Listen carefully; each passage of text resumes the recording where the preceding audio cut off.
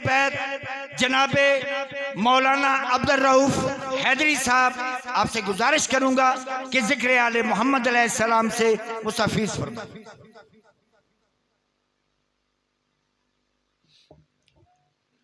मोहम्मद वाले मोहम्मद की अज़मत को ज़हनों में रखते हुए उनकी ज़ात मुक़द्दस पे बुलंद सलावत पढ़ लीजिएगा। सल्ले अला मोहम्मद। बारे दीगर ख़ानदान तत्हीर के असानात को ज़हनों में रखते हुए उनकी ज़ात वाजिब पे सलावत पढ़ लीजिए। अल्लाहुम्मा सल्ले अला मोहम्मद। बिस्मिल्लाहिर्रहमानिर्रहीम। अल्हम्दुलिल्लाहि रब्बिल आलमीन वल आक़िबतु लिल मुत्तक़ीन व जन्नतु लिल मोमिनीन वन्नारुल मुनाफ़िकीन। सुम्मा सलातु वस्सलामु अला सय्यिदिल अंबिया वल मुरसलीन सय्यिदिद दहरैन जद्दिल हसन वल हुसैन वमा अरसलनाका इल्ला रहमतल लिल आलमीन नबील कासिम मुहम्मद। वस्सलातु वस्सलामु अला अहलि बैतिहि तय्यबीन ताहिरीन अल मासूमीन मज़लूमीन अल मुंतजबीन अल मुंतखबीन अल शुरफा वलानतुल्लाहि अला गासिब हकूक़िहिम व मुनकर फ़ज़ाइलिहिम मिन यौम नदावतिही इला यौमिद्दीन। अम्मा बाद फ़क़द क़ाल अल्लाहु तबारक व तआला फ़ी मुहकम किताबिहिल मुबीन व फ़ुरक़ानिल हमीद व क़ौलुल हक़ व हुवा अस्दक़ुल क़ाइलीन। बिस्मिल्लाहिर्रहमानिर्रहीम। कुल कफ़ा बिल्लाहि शहीदम बैनी व बैनकुम व मन इंदहु इल्मुल किताब। सलावत पढ़े मोहम्मद व आले बैत मोहम्मद। अल्हम्दुलिल्लाहिल्लज़ी जअलना मिनल मुतमस्सिकीन बिवलायत अमीरुल मोमिनीन अली इब्न अबी तालिब। सलावत पढ़ लीजिए।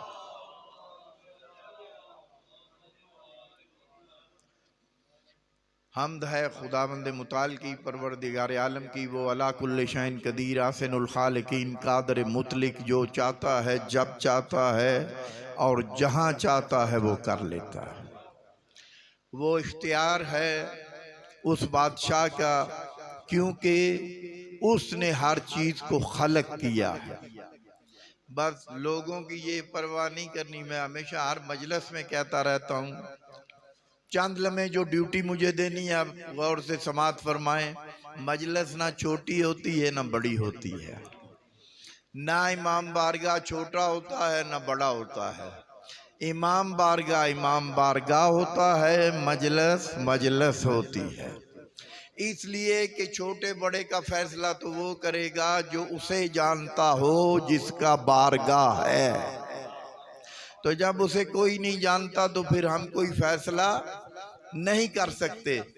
चंद लम्हे भी अगर मिल जाएं जिक्र मोहम्मद वाले मोहम्मद के लिए, समात करने के लिए या पढ़ने के लिए, यहाँ आके अपना आप मनवाना मकसूद नहीं होता, किसी को आके मानना मकसूद होता है। तवज्जो है। उस अल्लाह की हम्द है कि जिसने हमें वलायत अली इब्न अबी तालिब से मुतमस्सिक रखा है। ये उसका शुक्र है कि उसने हमें इंसान बनाया, और फिर शुक्र अदा करते करते मौत भी आ जाए तो शुक्रिया अदा ना हो सकेगा कि उसने हमें अहले बैत का मानने वाला बनाया है। तवज्जो है।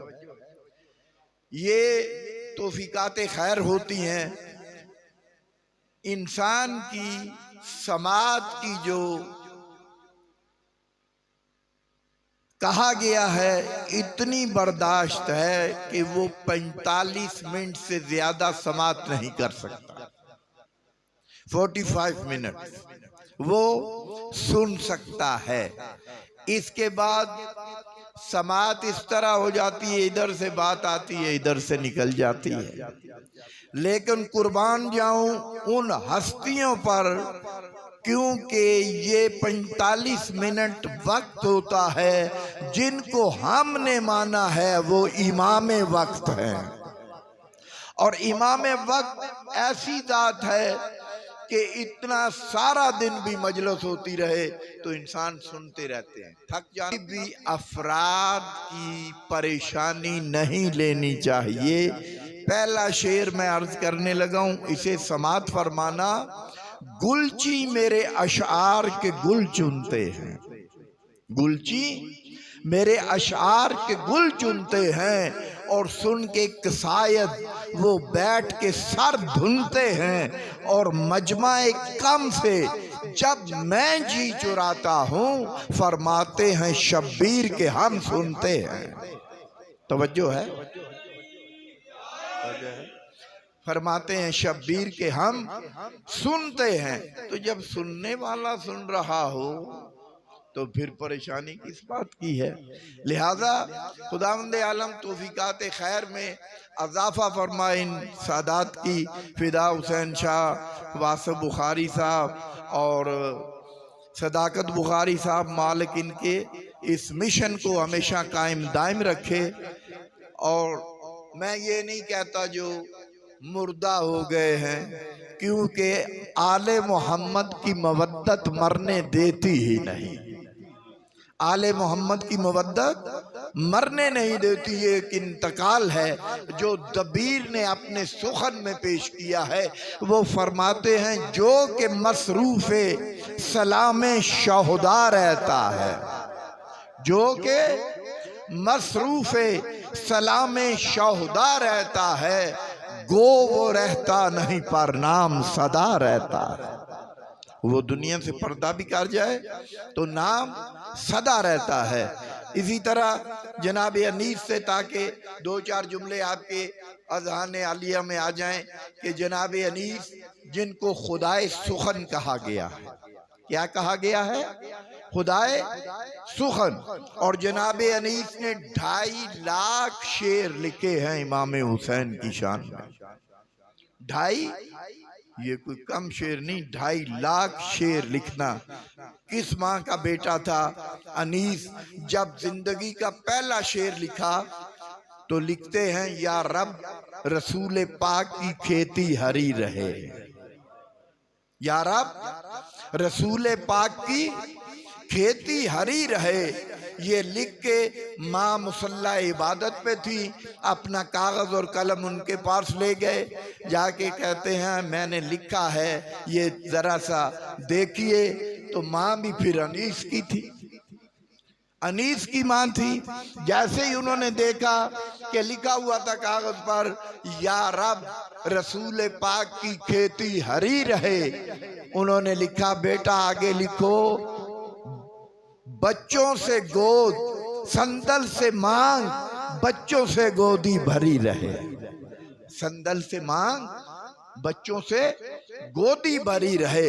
ये वो अनीस हैं कि जब नशिस्त होती थी तो इधर जनाब दबीर, इधर जनाब अनीस, 119 शायर बैठे हुए थे। कितने? 119 शाहरा अनीस और दबीर। और जो बैठने का तरीका होता है शौरा का, वो एक अपना रंग होता है। जब नशिस्त लगती है तो फिर जो बुजुर्ग लोग होते हैं उनकी अपनी जगह होती है, तो लिहाजा सब बैठे हुए थे। तो जनाब दबीर ने लिखा, मिल गई सारी खुदाई या अली कहने के बाद। क्या लिखा? मिल गई सारी खुदाई या अली कहने के बाद। ये लिख के अगले शायर को दिया कि आप गिरा लगाएं। जब उसने देखा, देखने के बाद उसने कहा अब मैं क्या लिखूं जब खुदाई मिल गई, तो यहाँ मैं आगे क्या लिखूं। तो उसने अगले शायर को दिया, उसने भी पढ़ा, मिल गई सारी खुदाई या अली कहने के बाद।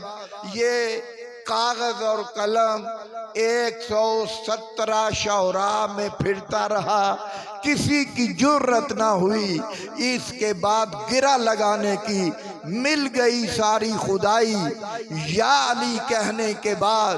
अब जब अनीस अलैहिर्रहमा के पास पहुंचा, उन्होंने देखा, देख के देखा तो लिखा था मिल गई सारी खुदाई, या अली कहने के बाद कलम उठाया और फौरन गिरा लगाई।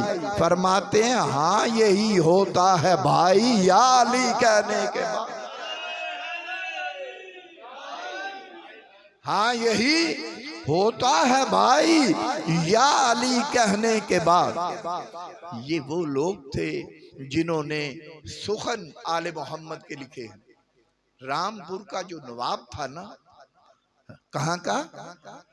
रामपुर का। मैंने अर्ज किया ना, रंग है हर शख्स का अपना अपना, लेकिन यहाँ कोई पैगाम दे के जाना चाहिए जो बच्चों को याद रहे, और वो किसी से बात हो तो सीना तान के बात कर सके।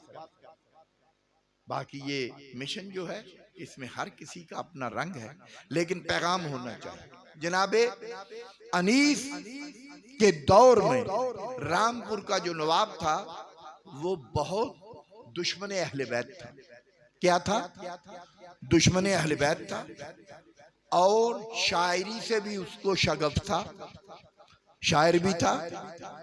उसके यहाँ मुहर्रम में बेटा हुआ, तवज्जो है, मुहर्रम में बेटा हुआ, तो उसने शायरी का चूंकि शौक था ना, तो उसने लिखा, बेटे को चांद से तशबीह दी जाती है ना हमारे यहाँ, है ना, तो उसने भी लिखा, देखा है मैंने चांद मुहर्रम में ईद का।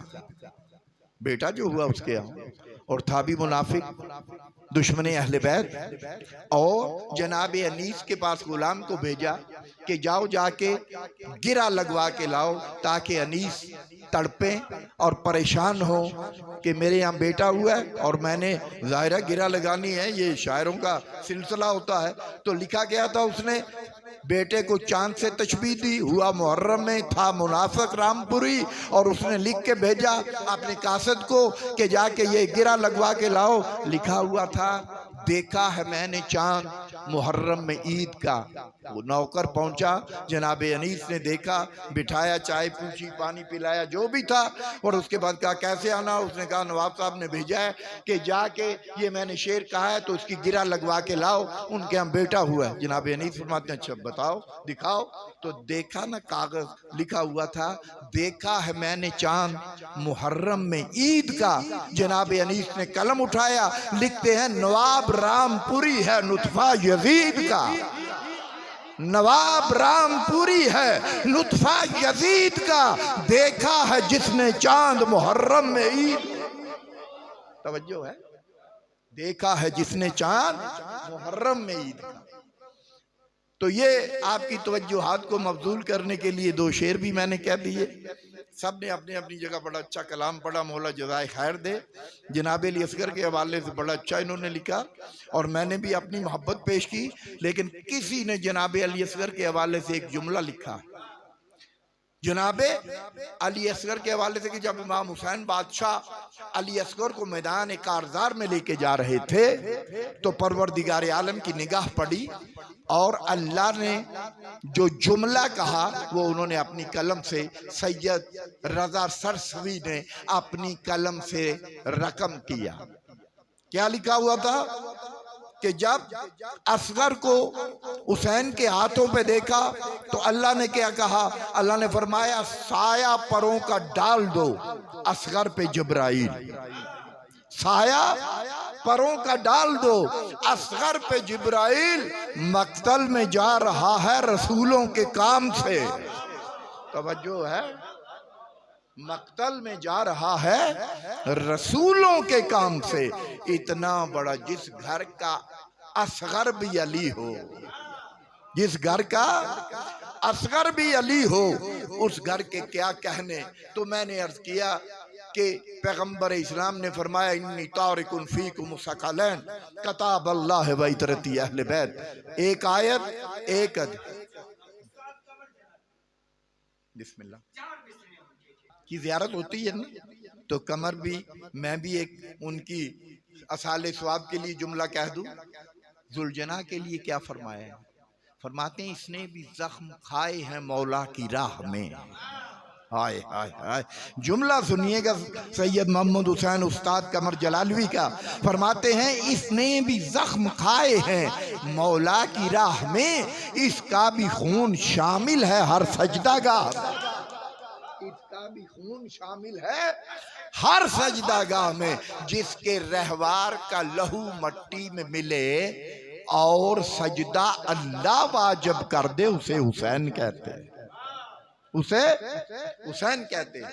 एक हदीस और एक आया वाफी हदाया, उसी पे दो चार जुमले सुनिए और दो चार जुमले मुसाहिब के, क्योंकि मैंने अर्ज किया कि बहुत तुलानी मजलस पढ़ने से मजलस नहीं होती। मजलस के चंद अल्फाज भी अगर समझ में आ जाएं तो बड़ी बात है। लिहाजा मैं फरमाने अमीरुल मोमिनीन से एक इब्तदा कर रहा हूँ इस बात की कि मौला अली इब्न अबी तालिब फरमाते हैं हर चीज को इल्म की जरूरत है, हर चीज को इल्म की जरूरत है और इल्म को अदब की जरूरत है। बाअदब बामुराद होते हैं और लाअदब नामुराद होते हैं। लिहाजा जहां इल्म है वहां अली है, तवज्जो है। और क्या जुमले कहे हैं जोश मली आबादी ने, वो फरमाते हैं सरवर हैं शहर इल्म, अली उसका बाब है। अना मदीनतुल इल्म व अलीयुन बाबुहा, सरवर हैं शहर इल्म, अली उसका बाब है इधर फजीलतों की मुकम्मल किताब है। और जिस बज़म में हो जोश मौला का तज़किरा, उस बज़म में तो सांस भी लेना सवाब। ये मेरे हबीब मेरी रिसालत की गवाही के लिए दो काफी हैं, एक अल्लाह और एक वो जिसके सीने में पूरी किताब का इल्म है। ये इसका आसान सा तर्जुमा है कि परवरदिगार आलम ने, अच्छा ये अब देखना है कि अल्लाह को कहना क्यों पड़ा कि कह दीजिए। कहा इसलिए यक़ूलुल्लज़ी कफ़रू लस्त मुरसला, काफिर कह रहे थे मुस्तफ़ा को कि आप अल्लाह के रसूल नहीं हैं, आप अल्लाह के रसूल नहीं हैं। तो अल्लाह ने अपने पैगंबर से कहा कुल कह दीजिए कफा बिल्लाहि शहीदम बैनी व बैनकुम व मन इंदहु इल्मुल किताब, मेरी रिसालत की गवाही के लिए एक अल्लाह और एक वो जिसके सीने में पूरी किताब का इल्म है। तो कैसे पता चले? अल्लाह तो सबको पता है, हालांकि अल्लाह का किसी को पता नहीं अगर वो ना बताएं जो अल्लाह को जानते हैं। तवज्जो है, लेकिन चले नाम सुन लिया पता है। अब वो कौन है जिसके सीने में पूरी किताब का इल्म है? तो जब हुसैन इब्ने अली दुनिया में आए तो किसी ने पूछा या अली, जो फरिश्ते रसूल को मुबारक देने आए थे हुसैन की आमद की, उनकी तादाद कितनी थी? फरमाते हैं 70,000 मलाइक के गिरोह थे। उन्होंने कहा आए तो रसूल के पास थे, आपको कैसे इल्म? फरमाते हैं हुआ मदीनतुल इल्म व अना बाबुहा, वो इल्म के शहर है, मैं उसका दरवाजा हूँ। दरवाजे से आते हुए भी गुजरना पड़ता है, जाते हुए भी। जो मोहम्मद के पास एक मर्तबा आता है, मुजली के पास 2 मर्तबा। तो कहा कह दीजिए कि मेरी रिसालत की गवाही के लिए अल्लाह और वो जिसके सीने में पूरी किताब का इल्म है। तो वो कौन हो सकता है सिवाय इमाम मुबीन के? हुसैन उस बादशाह को कहते हैं, उस करीम को कहते हैं, आदम ता ईसा हर नबी कहते थे आओ तुम्हें जन्नत दें, आओ तुम्हें जन्नत दें। पैगाम देते थे ना तौहीद का, और जो उस वक्त के हिसाब से परवरदिगार ने ड्यूटी लगाई थी, पैगाम देते थे और कहते थे हमारे पास आओ ताकि हम तुम्हें जन्नत दें। आदम से ईसा तक हुसैन में और इन नबियों में फर्क ये है, ये बुलाते थे आओ तो जन्नत दें, हुसैन कहता था जाओ तो जन्नत। तवज्जो है, तो लेकिन कोई जाता नहीं था कोई। क्यों?